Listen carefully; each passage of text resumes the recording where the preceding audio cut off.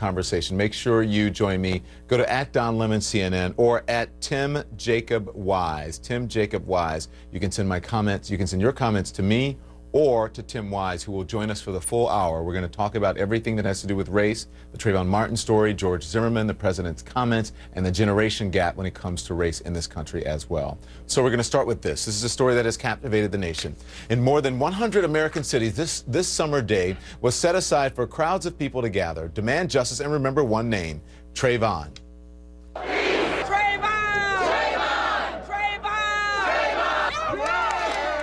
Some of the rallies were small and muted. Others were larger and louder. In Atlanta today, people who still can't believe the verdict in the George Zimmerman trial shouted and they prayed together.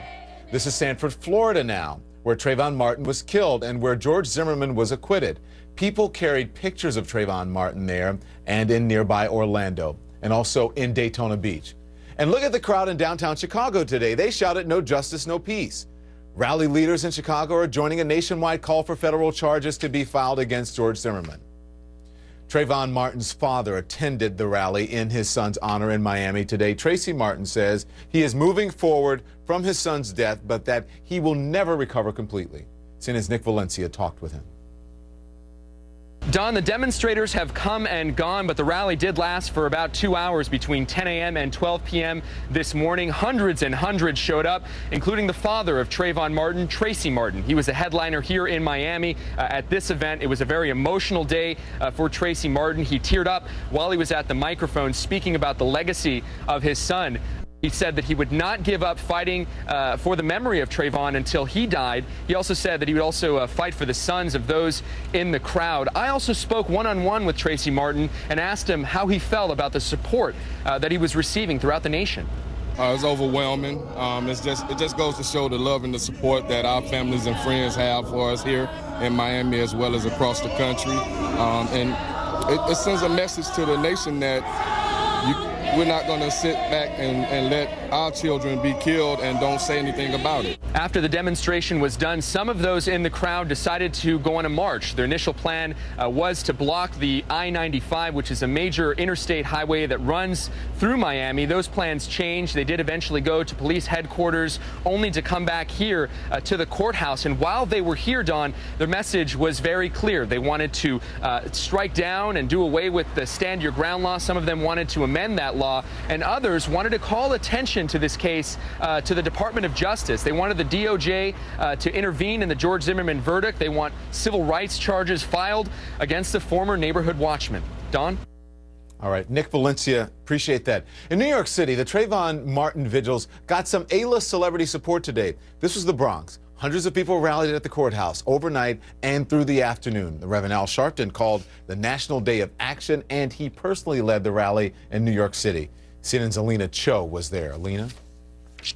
Hey, Don, the keynote speaker at today's rally here in New York City was Sabrina Fulton, Trayvon Martin's mother, but it was hard to ignore two of the biggest stars on the planet. Jay-Z and Beyonce were here to lend their support. They did not make any remarks, but frankly, they didn't have to. The Reverend Al Sharpton can prove they were here. He Instagrammed a photo of him with the two stars and Sabrina Fulton. Today, hundreds of people were here in the crowd in New York City chanting, "No justice, no peace." Sabrina Fulton said Trayvon was a child, and she said she vowed to work for Trayvon and said, "I will work for your children as well." Don? Alina, thank you very much. Protesters rallied in Washington, D.C. as well. One speaker on the National Mall today said people across the country need to make sure that Trayvon Martin stands not for a moment, but for a movement. Athena Jones is in Washington. Hi, Don. Several hundred people came out for the Justice for Trayvon rally outside the federal courthouse here, braving the high temperatures, some of them even wearing hoodies. The demonstration began and ended with song and prayer, and one of the first speakers, a pastor, summed up the message the demonstrators wanted to send. And so when the system failed to be just to Trayvon Martin, our government failed us. And we are here today, again, not because we're angry, but to bring attention. We're asking the Department of Justice to continue to look at this case and to follow the evidence and bring civil rights violation charges against George Zimmerman. Now, whether the Justice Department brings federal civil charges against Zimmerman is still an open question. But I can tell you one of the other big areas of focus here was racial profiling. One speaker got a big response when he questioned a recent column in the Washington Post that said that people have a right to be afraid of young black men like Trayvon Martin, because black men are committing a disproportionate share of the crimes. Let's listen to what Joe Madison, a radio host, had to say to that. If that's the case, we ought to be afraid of every white man, because the hard data says that they are serial killers. We ought to be afraid of every white man because they blow up buildings and kill people in movie theaters and high schools. So those strong words got a big response from the crowd here at what was a spirited and peaceful protest. Don? Athena, thank you. I want to bring in anti-racism activist Tim Wise. What's the name of you have a book called Dear White America that's out now, right? Yeah. What do you make of it? Let's just talk about the last two comments, that America has a reason to be afraid of black men because they commit the bulk of the crimes.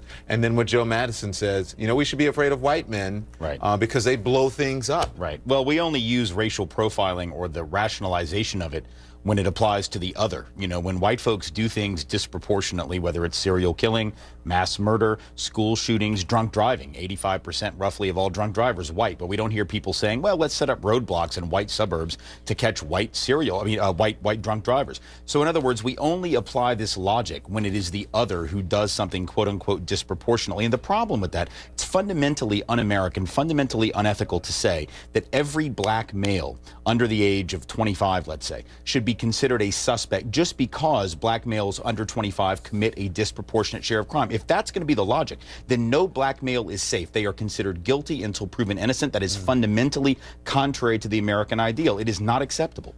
What is that? Is it psychological? Is there something wrong with that? Is it denial? What is it? Hold your thought. Yeah. Tim Wise joining us for the entire hour.